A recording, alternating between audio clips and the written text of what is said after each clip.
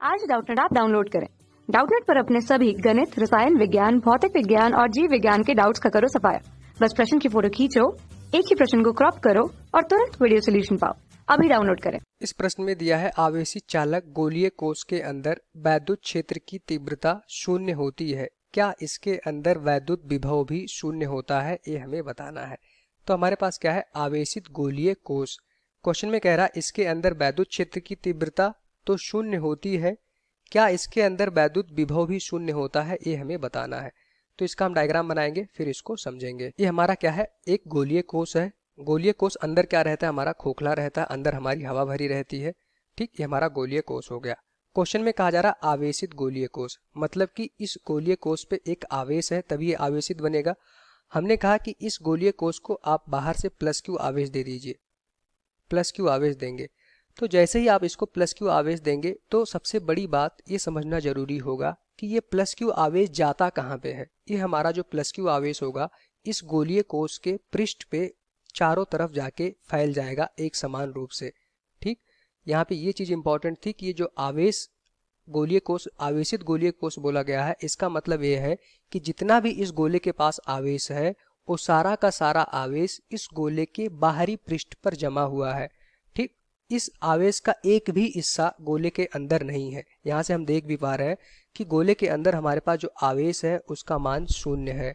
ठीक, अगर गोले के अंदर हमारा आवेश का मान शून्य हो गया तो वैद्युत क्षेत्र की जो तीव्रता होती है, ई का मान क्या होता है, के क्यू बटे आर स्क्वायर। तो अगर आवेश का मान गोले के अंदर शून्य हो गया तो वैद्युत क्षेत्र अंदर मतलब इनसाइड गोले के अंदर वो क्या हो जाएगा, हमारे पास शून्य हो जाएगा।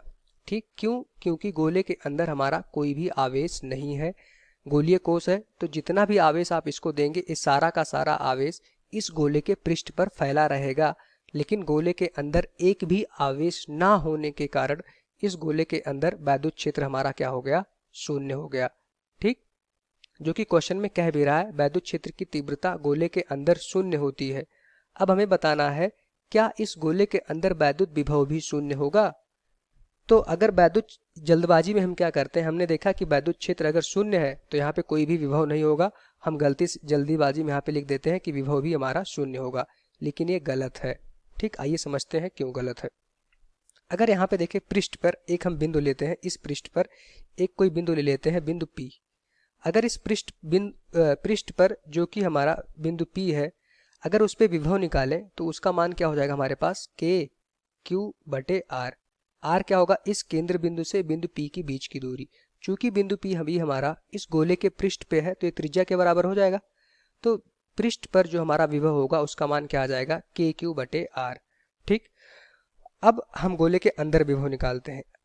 इसके लिए हमें एक संबंध देखना होता है, जो वैद्युत क्षेत्र और वैद्युत विभव में एक संबंध होता है। E बराबर होता है हमारे पास माइनस डी बटे डी आर। डी बटे डी आर होता है हमारे पास विभव प्रवणता। ये जो निगेटिव चिन्ह है ये बताता है कि वैद्युत क्षेत्र की दिशा में हमारा विभव का मान घटता है। तभी हम निगेटिव चिन्ह हटा देते हैं, वहां पे हमें ऐसा कुछ जरूरत नहीं है। E बराबर हो जाएगा हमारे पास डी बटे डी आर, सिर्फ निगेटिव चिन्ह दिशा बताता है।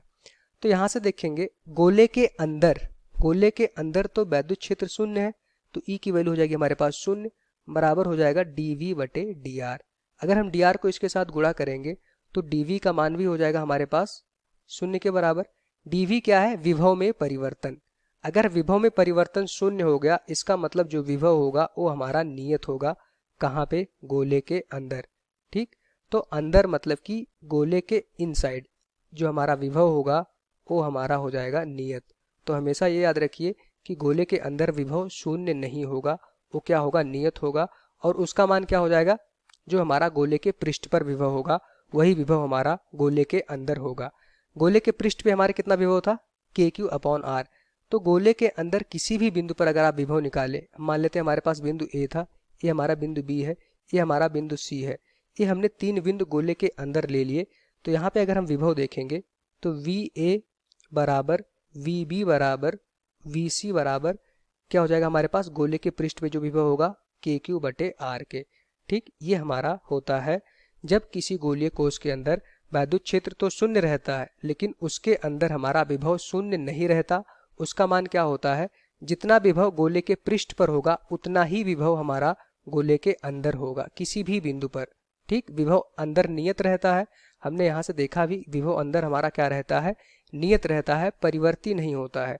तो गोले के पृष्ठ पर जितना विभव होगा वही हमारा इस गोले के अंदर किसी भी बिंदु पर उतना ही विभव रहेगा। ठीक, यही हमारा इस क्वेश्चन का आंसर हो जाएगा। तो यहाँ पे हमारा आंसर क्या हो जाएगा, गोले के अंदर विभव हमारा शून्य नहीं होगा। ठीक, यहाँ पे लिखा है क्या गोले के अंदर विभव भी शून्य होगा, नहीं। वैद्युत क्षेत्र तो शून्य होगा लेकिन विभव हमारा गोले के अंदर शून्य नहीं होगा। क्या होगा, उसका मान जो पृष्ठ पे होगा वही गोले के अंदर होगा, KQ/R। ठीक, ये हमारा इस क्वेश्चन का आंसर हो जाएगा। Thank you. कक्षा 6 से 12वीं से लेकर नीट, IIT, JEE वो एडवांस के लेवल तक 1 करोड़ से ज्यादा छात्रों का भरोसा। आज ही डाउनलोड करें डाउटनेट ऐप या व्हाट्सएप करें अपने सारे डाउट्स 8400 400 400 पर।